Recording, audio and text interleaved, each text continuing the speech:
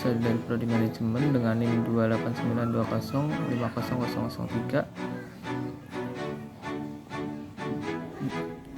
Dibuatnya video ini dengan tujuan untuk melengkapi ujian akhir semester mata kuliah Public Speaking dengan dosen pengampu Bapak Joni.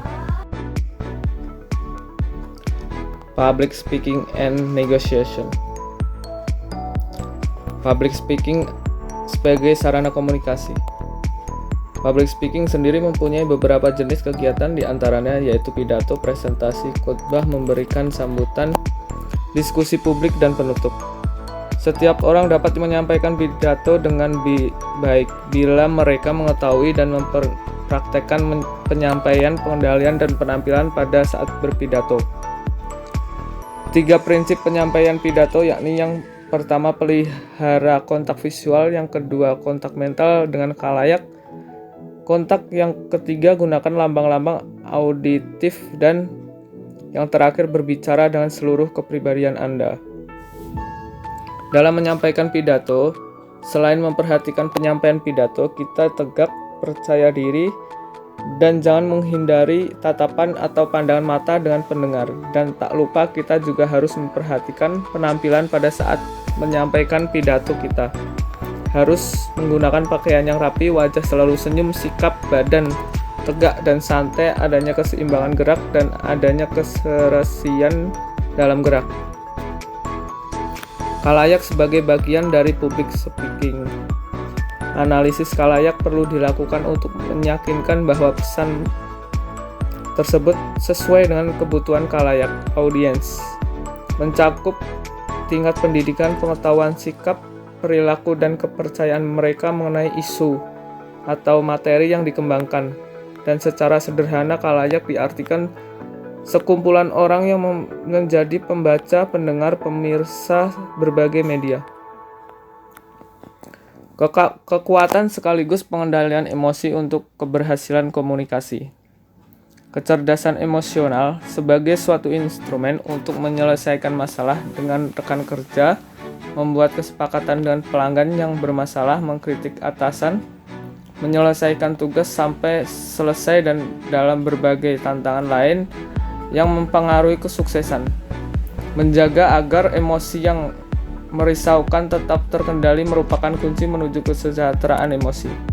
Semakin tinggi tingkat komunikasi organisasi yang diimbangi dengan kecerdasan emosional yang tinggi, maka semakin rendah tingkat reaktansi psikologis. Sebaliknya, jika semakin rendah tingkat komunikasi organisasi, semakin rendahnya tingkat kecerdasan emosional, maka semakin meningkat reaktansi psikologis atas perbuatan organisasi.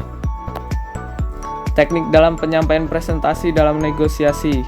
Yang pertama, menguasai komunikasi verbal dan nonverbal. Yang kedua, kemampuan menganalisis masalah dan menemukan solusinya. Yang ketiga, persiapan yang cermat. Yang keempat, mendengarkan lawan bicara secara efektif. Yang kelima, cerdas dalam mengontrol emosi. Manajemen kritik pidato atau presentasi. Dalam manajemen kritik pidato presentasi, saat melakukan pengkritikan, hendaknya melakukan analisa terhadap materi secara mendalam. Maka dari itu, dalam mengelola kritik kita harus membangun rasa percaya diri agar kita bisa berpikir jernih tanpa hambatan. Selain itu, kita juga harus mampu mengontrol emosi karena ada beberapa orang yang akan melontarkan kata-kata menghina apa yang telah kita lakukan. Nah, itulah manfaat public speaking dalam aktivitas kita. Kegiatan tersebut dilakukan untuk menyampaikan sebuah pemikiran, gagasan, ataupun untuk menyampaikan suatu informasi. Evaluasi diri atau menggali potensi agar dapat memberikan yang lebih baik. Setiap individu itu pasti mempunyai potensi dan kemampuannya sendiri-sendiri yang luar biasa dan istimewa. Akan tetapi, diperlukan waktu yang cukup panjang untuk mendapatkan semua hal itu. Evaluasi berarti mengukur atau menilai semua yang telah dikerjakan dan juga membuat antisipasi dan berhati-hati terhadap sesuatu yang mungkin akan terjadi. Sehingga cita-cita atau target yang diinginkan akan menjunjung titik kesuksesan yang akan menghampirinya. Kiat-kiat mengelola kritik dalam aktivitas public speaking. Hendaknya kritik yang diberikan harus dipertimbangkan agar tidak menimbulkan reaksi negatif, seperti yang dikatakan ahli public speaking dan interpersonal skill asal Amerika Serikat, Dale Carnegie. Seperti orang bodoh bisa mengkritik atau mengeluh, namun hanya orang berkarakter tinggi serta mampu mengendalikan diri yang bisa menahan diri dan memaafkan. Terima kasih.